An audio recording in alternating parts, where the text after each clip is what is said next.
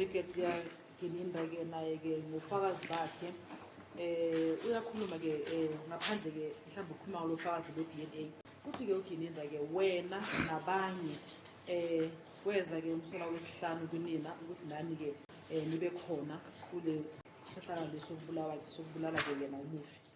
Now, that DNA evidence, as I'm saying, is not me, is what the state presented. Says you are excluded from being the person who was wearing the firearm in the head. In other words, it wasn't you. So it means there's another person other than you who was approached by number 5 to go or to be part of the killing of Senzo Meyiwa. That is the person who was wearing the head. Manje ke ngokuya ke ngofakazi ke bombuso akusimilo sho lokhu ufakazi ke ulethe ke umbuso la enkantolo uletha ke ngama DNA ke lo ufakazi lo ukhombisa ukuthi ke khona ke futhi omunye futhi umuntu naye ke owamenywa ke uyana umsolo osihlanu ukuthi abe yingcenye ukulaleni lokhu kwamufi. I've said other than you. Omunye umuntu ke owasuwena owamenywa naye ukuthi ke abe yingcenye locala. Do you understand? Do you follow? Yes. So, in other words, according to Brigadier Gininda, there is this person who was wearing a hat, whose DNA was found in that hat, and which DNA takes you out. That person should also have been invited by accused number 5 to be part of the assassination of Senzo Meyiwa. Manje ke ngokuya ngoGininda ke kusho ukuthi khona ke omunye umuntu obegqoke isigqoko ngalosuku lolo lo iDNA yakhe yatholakala ongasiyona yatholakala usho ukuthi ke lo muntu ke umunye kwabantu ke naye owamenya umsolo wesihlanu ukuthi naye abe yingcenye yokubulawa kaSenzo Meyiwa. In other words, that is the person, according to Brigadier Gininda's version, who got into the house along with accused number 2. Ngamanye amagama ke lo muntu lo ke yilo muntu lo ke ngokuya ngoGininda owangena phakathi ke lapha emzini ehamba naye ke umsolo wesibili. Do you follow? Usalandela? Yes. Do you have any comment? Khona mhlawumbe ufuna ukusho lokho.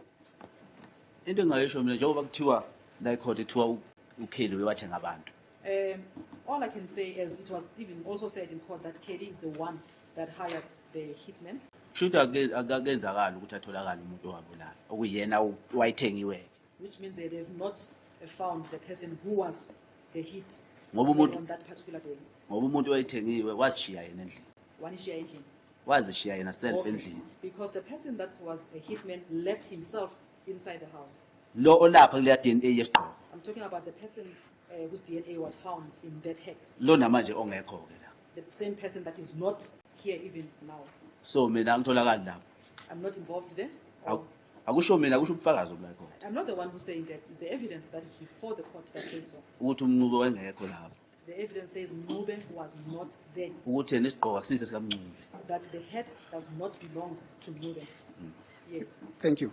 Now, did the state, Mr. Mncube, just on the basis of what you have said now, did the state, particularly through the evidence of Brigadier Gininda, hinted that there is another person that they are still looking for, who should actually be the one that was wearing the hat, who was involved in the killing of the deceased as well? Manje ke Mnumzane Mncube ke umbuso ngale ngathi ke unayo Gininda ke uvezile la enkantolo ukuthi yazi inkosi enkantolo khona ke omunye umuntu esamfuna kuyena umuntu obegqoke isigqoko ke ngalolu suku lapha kuleyana. Azanguzwa. I did not hear that. Thank you. Kuyo yonke lento le nkosi enkantolo unento bese ikhumbule uthi la ecourt kuye kwafika iphoyisa abathi makhulu. I would also like us, my lord, to also recall that here in court there was another police official that came, Makubo. Yes. Elachazela ecourt ukuthi ukukhuluma kwabo base bekuhlanganisile uGininda wabajikela. Who came before the court and gave an explanation that they already formed their evidence or their talk, but Gininda went in. But Gininda turned against them.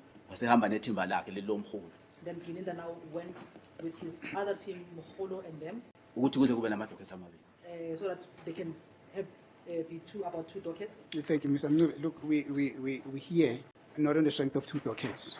This trial is about the strength of the allegation, or is on the basis of the allegation that yourself and your co-accused were involved in the killing of the deceased in this case.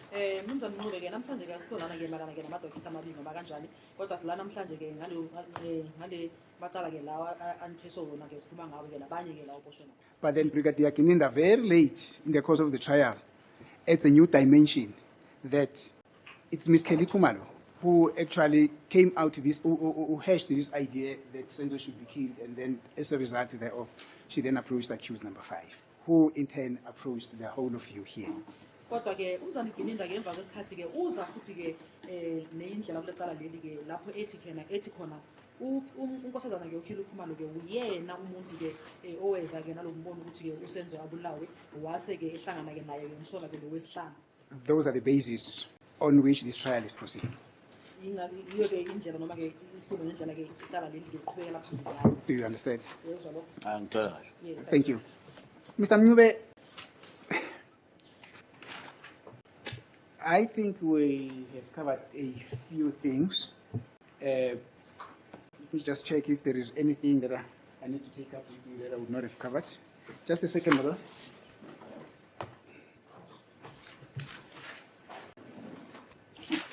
Thank you, Mr. Mncube. I think in terms of my preparation, touch base on a number of aspects. But before from my side, before I wrap it, is there anything that you would wish to add to your entire testimony? Mnumzane Mncube ngiyacabanga mina ukuthi ke sengibheke konke bala nofakazi okhona la enkantolo ngiye ngabuza konke khona kodwa ngaphambi ukuthi mhlambe ke ngihlale phansi ke mhlambe ngicede ke inkulumo yami ngifuna ukwazi kuwena ukuthi wena mhlambe ukhona lapho ke mhlambe ufuna ukuthi ke siphinde sibuyele khona ufuna ukukusho ufuna ukulungisa kanjalo. Which is material to the allegations that have been leveled against you by the state. Okubalekile ke mayelana ke namacala la uthoswe wona umbuso. In other words, which is relevant to the allegations against you by the state. Okubalekile futhi lecala ukhambisana necala leli. Hayi mina ayikho nje ukuthi ngoba phela ngilapha mina hle kahle. Angazi nami ngisayibuza ngiyaphendula ukuthi ngisho kanjani. Nothing much, my lord, but I'm just asking myself the reason why I'm standing before the court, why I was arrested. Into zonke ezenzakalile kule case. Kuningi okungisolisayo ukuthi khona umkhonyovu khona. And in everything that is happening in this case, I'm suspicious that something is just not right. There's something happening. Njengokuthi nje ngizophuma kimi sino accuse number 2 la accuse wami. Sino accuse number 2 la oku2 accuse wami. Here in court we have accused number 2 who is said to be my co-accused. Engingamazi. Firstly, I don't even know him. Oku2 uboshwe nge16 June 2020. They said he was arrested on the 16th of June 2020. Uboshwe licala kwaNongoma lemeda. That he was arrested for a murder case, Nongoma murder case. Amaphoyisa afika la ecourt afika yasho ukuthi licala lemeda. The police officers came to the court and did give an expression that it is not a murder case. Athi abophutheleza mbophele isibhamu nakhona ayingamfuneli lona ayimfunele lini. And then they even said that they arrested Tellez for a firearm, even though they were not looking for him for that particular. They are looking for him for another case. Amthole phethe isibhamu asenza i163/10/2018. They found him with a firearm and then opened the case with the case number 163/10/2018. Ngobe khona nje uboshwe uGininda. As he is here, Gininda is the one that arrested him. Lokhu kuboshwa kwakhe mawusukulandela ngamaphoyisa abela ecourt nomnikazi wecala obela ecourt kungamanga. He's arrested. If his arrest, him being arrested, and if you follow the evidence of the police who were in court, it's all lies. Ngoba lo muntu lo ngoba eboshwe icase yaLongoma. La ecourt mase kufika ukhumala azange sakhulunywa ngecase ukuthi wena ubufuna utanzi ukhumala ushithi angazange kwantanzi lowo. Initially, he was arrested for the Nomgoma case. Then when he comes before the court, Khumalo mentioned that they were looking for Ntanzi, and then he says he does not even know. And azange mfuna utanzi And there was no point that he was looking for Ntanzi. And utshelele court ukuthi yena uGininda ubazi ukuthi case yesibhamu le ekaButhelezi. And he told this court that Gininda knew that this case involves a firearm and Tellezi. Kodwa uGininda uze wazokhohlisa le court wathi case yesibhamu. But Gininda now came and lied before the court, saying it's a firearm case. Ukhombisa ukuthi yonke into layenzakalela kunomkhonyovu khona phakathi. It's a clear indication that everything that happens here, something is just not right. There's something fishy going on. Ingakho ungizwe ngithi nje kushuthi amaphoyisa asebenza into esebenza uGininda. That is why you heard me saying that this means that other police officers are not doing their job. It's Ngoba- only Gininda who's doing. So lento lena ikhombisa usobala ukuthi nokuboshwa kwami ngoba ngiboshwa nje kahle kahle kunomkhonyovu khona. Even it shows very clearly that even my arrest, there's something fishy going on with my arrest. Ngoba zonke izinto uma uthi uyabheka ikhala khulunywa abantu basendlini ayifani nami. Because most of the things, when you look, firstly, when you look at the complexion that was mentioned about the people in the house, it's not my own complexion. Ama-dread ekhula ngawo endlini awalingani ama-dread ami. The dreadlocks that was mentioned in the house are not the same size of my own dreadlocks. Isibhamu okhula ngasendlini asifani nesibhamu mina ngaboshwa naso. The firearm that was mentioned in the house is not the same firearm that I was arrested for. Isigqoko sasendlini sithi akusiyo i-DNA yami kodwa kuthiwa yimi engadubula. The head that was found in the house did not have my DNA. However, it is being said that I'm the one who fired the shot. Ifoni yami ithi ngiseJohannesburg usenzo mayefe eFosloras. My phone indicates that I was in Johannesburg when Senzo died in Vosloorus. But ngila ecourt. But I'm here in court today. Ngila ecourt mina ngosenzo meyiwe. In the Senzo Meyiwa case. Kodwa zonke izinto ezikhona asihlangani nami. But everything that is here in court actually does not tally or does not involve me. Even abantu basendlini bakhuluma ngomuntu onezinyo legolide anginazinyo legolide. Even the people that were in the house, they talk about somebody who had a gold tooth. I don't have a gold tooth. Ngize ngazayo nokuplanta ukuthatha isithombe sami lothiwa isithombe sa-2014. I was even tried to be planted, if I can use that word also, that the picture is mine, which was not my own picture. Ngoba yikho into ehlanganayo ethi uncube nangu la. Because they don't have anything tangible to say it is me, that Mncube is involved. So yinkinga yami kodwa ngilapha mina njengamanje. That is my problem, but here I am now, here in court, Nabantu babengabazi abanye babusibiya noNtanzi angibazi.